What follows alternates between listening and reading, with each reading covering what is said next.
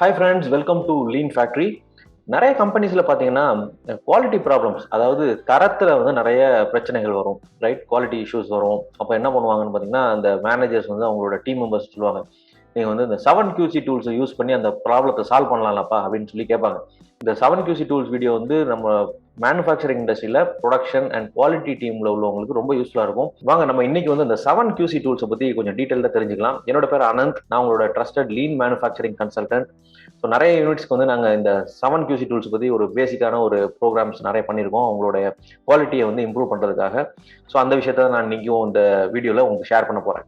இந்த 7QC டூல்ஸில் பார்த்தீங்கன்னா 7 quality tool இருக்குது. இந்த 7 குவாலிட்டி டூலும் நமக்கு என்ன ஹெல்ப் பண்ணணும்னு பார்த்தீங்கன்னா, நம்மளுடைய கம்பெனியில் வரக்கூடிய பிரச்சனைகளை, தரத்தில் வரக்கூடிய பிரச்சனையை அண்டர்ஸ்டாண்ட் பண்ணி அதை சால்வ் பண்ணுறதுக்காக இதை நம்ம யூஸ் பண்ணலாம். QCனா என்ன? குவாலிட்டி கண்ட்ரோலுக்கு யூஸ் பண்ணக்கூடிய 7 டூல் தான் இந்த 7QC டூல்ஸ். இது வந்து ஒரு கம்பெனில உள்ள production and quality team members இது தெரிஞ்சு வச்சுக்கிட்டாங்கன்னா அவங்களால ப்ராப்ளத்தை ஐடென்டிஃபை பண்ண முடியும், அதே மாதிரி ரிசால்வ் பண்ணவும் முடியும். சரிங்களா? ஸோ இந்த குவாலிட்டி டூல்ஸ்லாம் எப்படி டெவலப் ஆச்சு அப்படின்னு பார்த்தீங்கன்னா, ஜப்பானில் வந்து ஒரு ப்ரொஃபஸர் இருந்தார், கோரோ இஷிகாவா அப்படின்னு. அவர் என்ன பண்ணாரு, நம்ம இண்டஸ்ட்ரியல் ட்ரைனிங் ப்ரோக்ராம்ஸ்க்குன்னு சொல்லி ஒரு நிறைய கண்டென்ட் ரெடி பண்ணார். ஸோ இந்த ஜப்பானில் வந்து இந்த 70s அண்ட் 80s இந்த குவாலிட்டி மூவ்மெண்ட் ரொம்ப இதுவாச்சு, ஃபேமஸ் ஆச்சு. அப்போ இவர் தான் வந்து என்ன பண்ணாரு, நிறைய இந்த குவாலிட்டி ரிலேட்டடான ட்ரைனிங் ப்ரோக்ராம்ஸ்லாம் வந்து கண்டக்ட் பண்ணாரு, மெட்டீரியல் ரெடி பண்ணாரு. அதில் வந்து இவர் யூஸ் பண்ண அந்த 7QC டூல்ஸ் தான் இது. சரிங்களா? இதோட கோல் என்னன்னு பார்த்தீங்கன்னா, ரொம்ப சிம்பிளாக யூசர் ஃப்ரெண்ட்லியாக உள்ள டூல்ஸை கம்பெனியில் உள்ள ஒர்க்கர்ஸ், அதாவது சாதாரண ஒரு ரொம்ப படிக்காத இன்ஜினியர் அந்த மாதிரிலாம் இல்லாமல் ஒரு டிப்ளமோவோ ஐடிஐயோ இல்லைன்னா ஒரு ஆப்ரேஷனில் இருக்கக்கூடிய ஒரு சாதாரண ஒரு ஆளுக்குமே தெரிஞ்சுக்கிற மாதிரியாக சிம்பிளாக பண்ணுறது தான் இந்த 7QC டூலுடைய நோக்கம். சரிங்களா? இந்த டூல்ஸ் வந்து இப்போ பார்த்தீங்கன்னா 6 சிக்மாவில் யூஸ் பண்ணுறாங்க, TQMல யூஸ் பண்ணுறோம், அந்த மாதிரி கண்டினியூஸ் ப்ரோக்ராம், லீன், எல்லா இடத்துலையும் இந்த 7QC டூல்ஸை யூஸ் பண்ணி கொண்டிருக்கிறோம். ஸோ இந்த 7QC டூல்ஸில் என்னெல்லாம் இருக்குன்னு சொல்லி பார்க்கலாம்.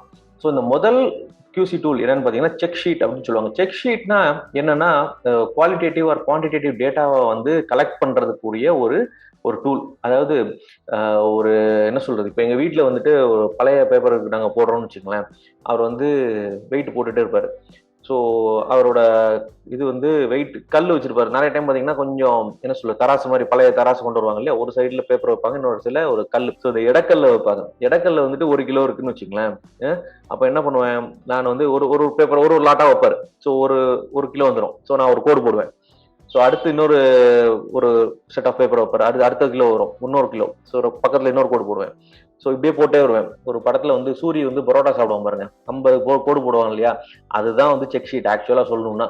ஸோ செக் ஷீட்னா என்னன்னா, ஒரு டைம் ஒரு விஷயம் நடக்கும்போது நீங்கள் அந்த இடத்துல ஒரு மார்க் பண்ணுறீங்க. சரிங்களா? ஒரு எக்ஸாம்பிள் இங்கே காமிச்சிருக்கேன் பாருங்க.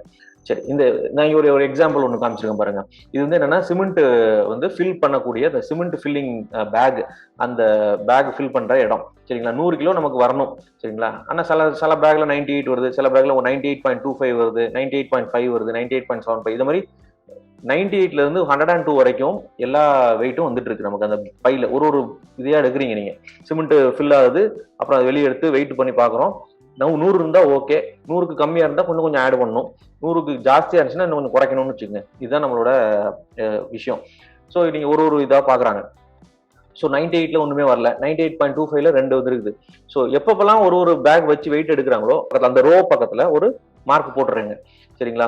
ஃபைனலா பாத்தீங்கன்னா உங்களுக்கு தெரியும் எந்தெந்த வெயிட்ல எவ்வளோ பேக்ஸ் வந்திருக்குது அப்படின்னு. ஸோ இது வந்து ஒரு செக் ஷீட் அப்படின்னு சொல்லலாம். Check sheet collects data in the form of a check or tally mark. ஒரு இண்டிகேஷன், ஒரு நம்பரை போடுறது. நிறைய இடத்துல பண்ணுவாங்கன்னா 4 கோடு போடுவாங்க, 5வது கோடு ஒரு கோடு ஸ்லாண்டிங்கா போட்டு அதை கட் பண்ற மாதிரி இருக்கும். ஸோ தட் என்ன ஆகும், நமக்கு 5 வந்துடும். 5, 10, 15, 20 அப்படி ஈஸியான்றதுக்கு வந்து வசதியா இருக்கும். இந்த இடத்துல 23ன்னு போட்டிருக்கேன் பாருங்க. அதுல வந்துட்டு 5 வந்துட்டு நேரா இருக்கு 5மே. இதை நான் ஸ்லாண்டிங் பண்ணி காமிச்சிருந்தேன்னா 4 5 இருக்கு, 20 பிளஸ் ஒரு 3, 23ன்னு ஈஸியா நம்மளால எண்ண முடியும். ஸோ செக் ஷீட்டுங்கிறது எப்பப்பெல்லாம் ஒரு விஷயம் நடக்குதோ அதை நான் ஒரு மார்க் வச்சு என்ட்ரி பண்றது தான் செக் ஷீட் அப்படின்னு நம்ம சொல்லலாம். ரொம்ப பேசிக்கான ஒரு விஷயம், ஈஸியா நம்ம யூஸ் பண்ணலாம் செக் ஷீட்டு.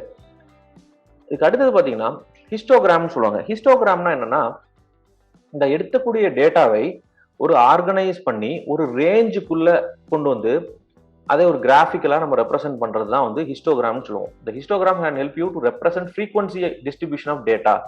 அப்படின்னா என்னன்னா, இப்போ நான் இந்த கிராஃபும் இதுக்கு முன்னாடி உள்ள ஷீட்டும் ஒரே டேட்டா தான்.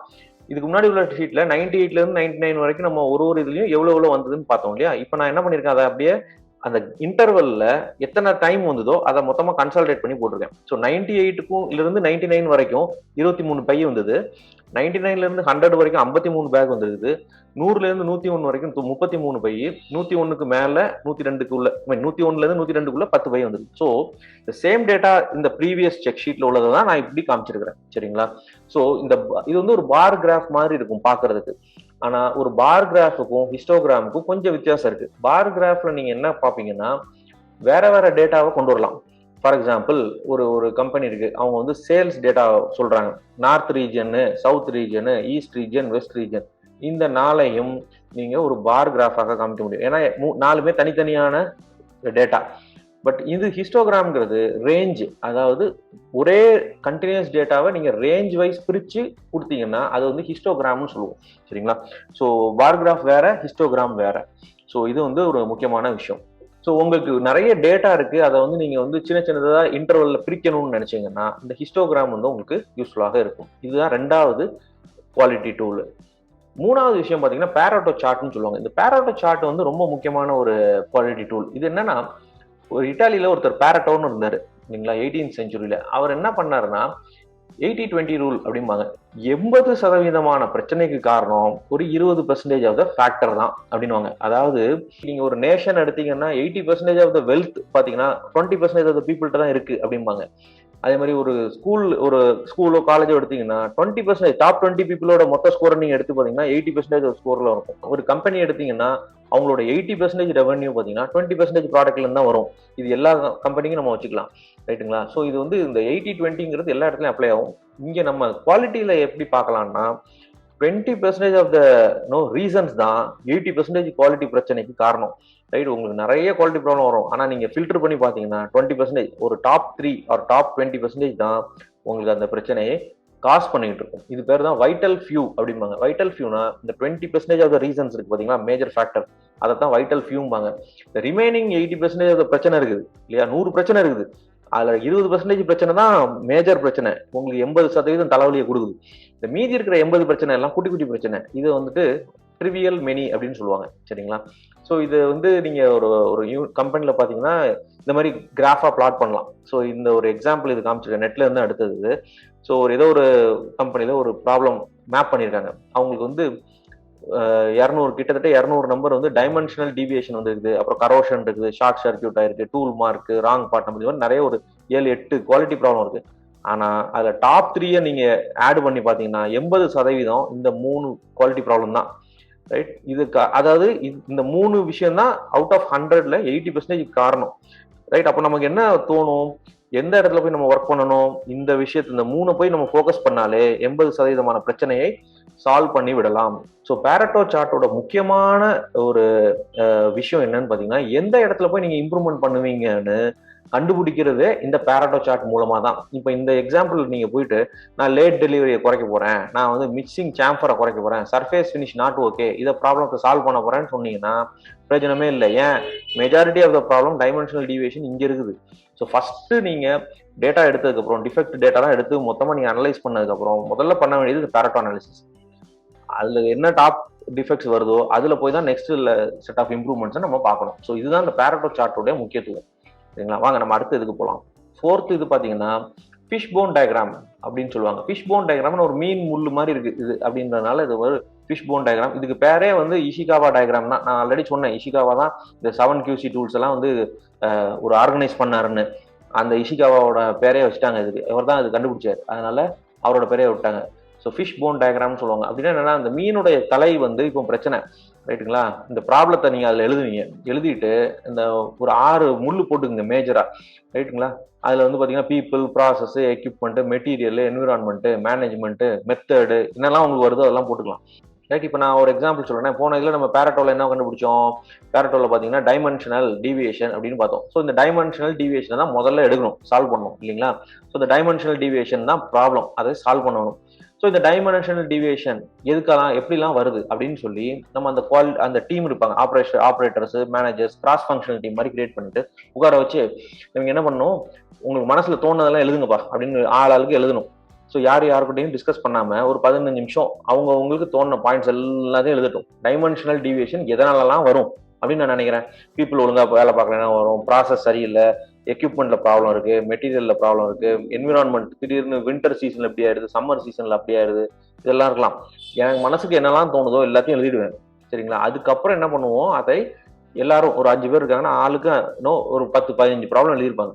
மொத்தமா எல்லாத்தையும் உட்காந்து டிஸ்கஸ் பண்ணி, இது பேர் பிரெயின் ஸ்டார்மிங்னு சொல்லுவாங்க.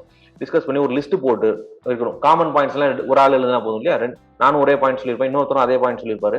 அப்ப அதை ஒரு டைம் எழுதிட்டு மொத்தமா ஒரு மாஸ்டர் லிஸ்ட் கிரியேட் பண்ணி அதுக்கப்புறம் என்ன பண்ணணும், நம்ம அதை ஃபிக்ஸ் பண்ணணும். பீப்புள் ரிலேட்டட் எல்லாம் இந்த இதில் போடுவாங்க. ஃபார் எக்ஸாம்பிள் இந்த பீப்புள் ரிலேட்டட் எல்லாம் பீப்புள்ல கொண்டு வரணும். ப்ராசஸ் ரிலேட்டட்னா ப்ராசஸ்ல போட்டுட்டு அதுக்கப்புறம் என்ன பண்ணணும், நம்ம ஒரு விஷயத்தையா ட்ரை பண்ணி பார்க்கணும். ட்ரையல் எடுத்து பார்ப்பாங்க. ஸோ இதுதான் இந்த ஃபிஷ் போன் டயக்ராமுடைய முக்கியமான பலன். அதாவது அந்த ப்ராப்ளத்துக்கு என்னெல்லாம் காரணங்கள் இருக்கும் அப்படின்னு நம்ம ஒரு பிரெயின் ஸ்டார்ம் பண்ணி லிஸ்ட் பண்ணி அதை வேற அந்த ரீசனுக்கு நம்ம கொண்டு போறோம். அந்த ட்ரீ டயக்ராம், இதை ட்ரீ டயக்ராம் மாதிரி இருக்கும் இதை பாத்தீங்கன்னா. பட் மீன் முள்ளுங்கிறது ரொம்ப ஈஸியா தெரியுது. அந்த 6-7 மேஜர் பிரான்ச்சஸ் போட்டு நீங்க ஃபில் பண்ணிட்டீங்கன்னா அதுக்கப்புறம் என்ன பண்ணலாம், ஒரு ட்ரையலா எடுத்து பார்க்கலாம். இப்போ பீப்புள்னு நம்ம பாத்தீங்கன்னா பீப்புள் ரிலேட்டடா ஒரு ட்ரையலா எடுப்போம். ஸோ ஃபர்ஸ்ட் ட்ரையல் பார்ப்போம், ஒர்க் ஆகலையா அடுத்ததுக்கு போவோம், அதுக்கு அடுத்ததுக்கு போவோம். இந்த மாதிரி நம்ம ஒரு மெத்தடாடிக்கலா நம்ம இந்த ட்ரையலை பண்ணுவதற்கு இந்த ஃபிஷ் போன் டயக்ராம் உபயோகப்படும். ஸோ 5வது குவாலிட்டி டூல் பாத்தீங்கன்னா ஸ்கேட்டர் டயக்ராம். இந்த ஸ்கேட்டர் டயக்ராம் என்னன்னா ஒரு 2 வேரியபிளுக்குள்ள ஒரு ரிலேஷன்ஷிப்பை சொல்றதுதான் இந்த ஸ்கேட்டர் டயக்ராம் அப்படின்னு வாங்க. அப்படின்னா என்னன்னா ஒரு காசும் ஒரு எஃபெக்ட். நான் ஒரு விஷயத்துல நான் இங்க பண்ணா எனக்கு அங்க இன்னொரு இடத்துல என்ன ஆகுது, இங்க அடிச்சா அங்க வலிக்குதுன்னு வாங்களே, அதே மாதிரி இங்க ஒரு மாற்றம் பண்ணா அங்க என்ன ரிசல்ட் வருதுன்றதை பிளாட் பண்ணி ரிலேஷன்ஷிப் இருக்கா இல்லையா அப்படின்னு தெரிஞ்சுக்கிறது தான் இந்த ஸ்கேட்டர் டயக்ராம். அப்போ ஒரு எக்ஸாம்பிள் இங்க காமிச்சிருக்காங்க பாருங்களேன். ஒரு பேப்பர், நியூஸ் பேப்பர் இருக்கு, டிஸ்கவுண்ட் கொடுக்குறாங்க. நான் 3% கொடுத்தா 5%, 6% இம்ப்ரூவ்மெண்ட் ஆகுது.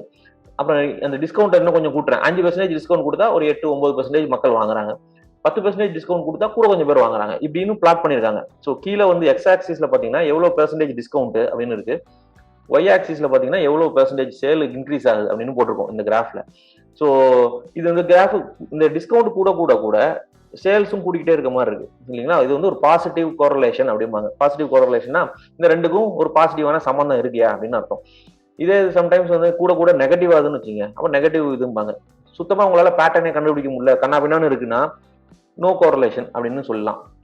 ஸோ இந்த ரிலேஷன்ஷிப்பை தெரிஞ்சு கொள்வதற்காக யூஸ் பண்ணக்கூடியதான் இந்த ஸ்கேட்டர் டயக்ராம் அப்படின்னு சொல்லுவாங்க.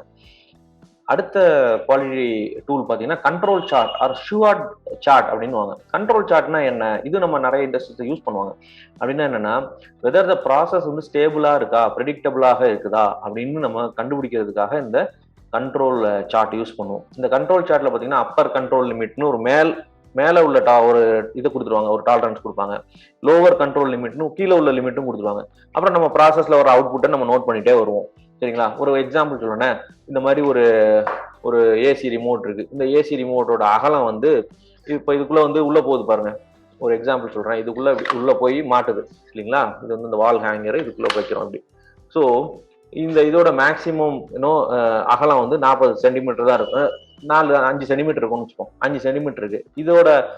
இதோட அகலம் பாத்தீங்கன்னா 5.1 இருக்கணும். ஸோ இது கொஞ்சம் கூடுனா என்ன ஆகும், இது உள்ள போகாது. அப்போ நமக்கு அப்பர் லிமிட்டும் கொடுத்துட்டாங்க, லோவர் லிமிட்டும் கொடுத்துட்டாங்க. இந்த ரெண்டுக்கு நடுவுல ஒரு இந்த மாதிரி ரிமோட் வருது, மிஷின்ல இருந்து வெளியே விழுந்துகிட்டே இருக்கு. சரிங்களா? இது இதோட டைமென்ஷனை எடுத்து பார்த்துக்கிட்டே இருக்காங்க. அதை நம்ம பிளாட் பண்ணிட்டே இருக்கும். சரிங்களா? அதுதான் இந்த ரெட் கலர்ல லைன். ஸோ இந்த பச்சைக்குள்ள இருந்ததுன்னா ப்ராசஸ் ஸ்டேபிளா இருக்குன்னு அர்த்தம். இந்த பச்சையை விட்டு வெளியே போயிடுச்சு பாருங்க, அதான் ரவுண்ட் பண்ணி காமிச்சிருக்காங்க. அது என்னாச்சு, ஸ்டேபிளாக இல்லை, அது உள்ள போகாது, மேபி ப்ராப்ளம் வரலாம், கரெக்டாக ஃபிட் ஆகாதுன்னு அர்த்தம். ஸோ எப்பப்பெல்லாம் கண்ட்ரோல் லிமிட்டை விட வெளியே போகுதோ அப்புறம் ஸ்டேபிளாக இல்லை, தப்பு வர்றதுக்கு வாய்ப்பு இருக்கு, அது ஒரு எரர் வருது அப்படின்ற மாதிரி அர்த்தம். சரிங்களா? ஸோ அதுக்கு நம்ம அந்த வேரியேஷன் வருவதற்கான காரணங்களை கண்டுபிடிக்கணும். ஸோ அதுதான் இந்த கண்ட்ரோல் சார்ட்டோடைய பயன். கடைசியாக நம்ம பார்க்க போறது பார்த்தீங்கன்னா ஃப்ளோ சார்ட் அப்படின்னு பார்க்கலாம். ஃப்ளோ சார்ட்னா என்ன, உங்களுக்கு எல்லாருக்குமே தெரியும். சின்ன பசங்களும் இப்போ பண்றாங்க இல்லையா, 5ஆம் கிளாஸ் 6ஆம் கிளாஸ்லேயே வந்துருச்சு. ஃப்ளோ சார்ட் என்ன யூஸ் பண்றோம், ஃப்ளோ சார்ட் எதுக்கு யூஸ் பண்றோம்? காமனா நம்ம இந்த டாக்குமெண்ட்ல ஆர்கனைசேஷன் ஸ்ட்ரக்சர், ப்ராசஸ் ஃப்ளோலாம் தெரிஞ்சுக்கிறதுக்காக, ஈஸியா தெரிஞ்சுக்கிறதுக்காக இந்த ஃப்ளோ சார்ட் யூஸ் பண்றோம். ஈஸியாக நம்மளால அந்த பாட்டில் நெக்ஸ் ஐடென்டிஃபை பண்ண முடியும், ரைட்?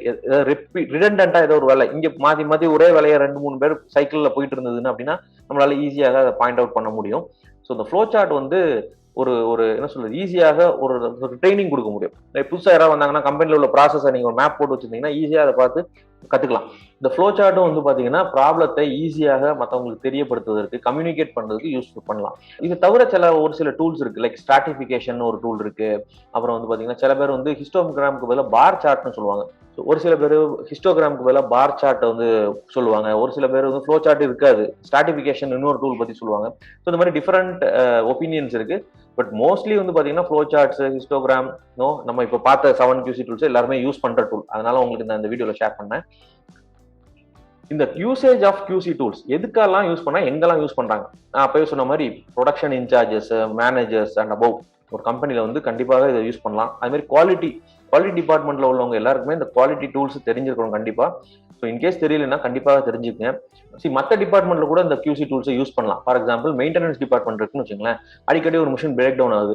அப்போ வந்து எதனால அந்த மிஷின் பிரேக் டவுன் ஆகுதுங்கிறத நம்ம பார்க்கலாம். அந்த ரீசன்ஸ் எல்லாம் எடுத்துட்டு அதுல ஒரு பேரட்டோ எடுத்து பார்த்தீங்கன்னா top 3 reasons are top 20% of the ரீசன்ஸை கண்டுபிடிச்சு அதை நீங்க சால்வ் பண்ணீங்கன்னா majority of the break down solve பண்ணிடலாமே. ஸோ இந்த மாதிரி QC டூல்ஸை எல்லாருமே யூஸ் பண்ணலாம். அதே மாதிரி எந்த ப்ராப்ளமுக்கு எந்த QC டூலை யூஸ் பண்ணுங்கிறது தெரியணும். நான் இன்னைக்கு இந்த வீடியோல கொஞ்சம் கிளாரிட்டியோட கொடுத்துருக்கேன்னு நினைக்கிறேன். சரிங்களா? இன்கேஸ் உங்களுக்கு ஏதாவது டவுட் இருந்ததுன்னா please write to us, please contact us. We will be able to provide you some solutions. சரிங்களா? அது மாதிரி எல்லா ஏரியாவுக்கும் எல்லா டூலையும் யூஸ் பண்ண முடியாது. எந்த ப்ராப்ளமுக்கு எந்த டூல் அப்படிங்கிறத நீங்க கிளியரா பண்ணிட்டீங்கன்னா அது ரொம்ப யூஸ்ஃபுல்லா இருக்கும். இந்த வீடியோ நீங்க பாத்தீங்கன்னா உங்களோட கம்பெனில நீங்க என்னென்ன மாதிரியான குவாலிட்டி டூல்ஸ் யூஸ் பண்றீங்க, நீங்க அந்த 7 QC டூல்ஸ்ல யூஸ் பண்ணீங்கன்னா அதை பத்தி உங்களோட இது கமெண்ட்ஸ்ல ஷேர் பண்ணுங்க, உங்களுடைய லேர்னிங்ஸை. சரிங்களா? இந்த வீடியோ உங்களுக்கு பிடிச்சிருந்துச்சுன்னா நம்ம சேனலுக்கு சப்ஸ்கிரைப் பண்ணுங்க. இந்த வீடியோவை உங்களோட குவாலிட்டி டீம் மெம்பர்ஸ், உங்களோட ப்ரொடக்ஷன் டீம் மெம்பர்ஸ்க்கும் அனுப்புங்க. ஸோ அவங்களும் பார்த்து அதை தெரிஞ்சுக்கலாம். So thank you very much for வாட்சிங். நான் உங்களை அடுத்த வீடியோவில் பார்க்குறேன். See you. Bye.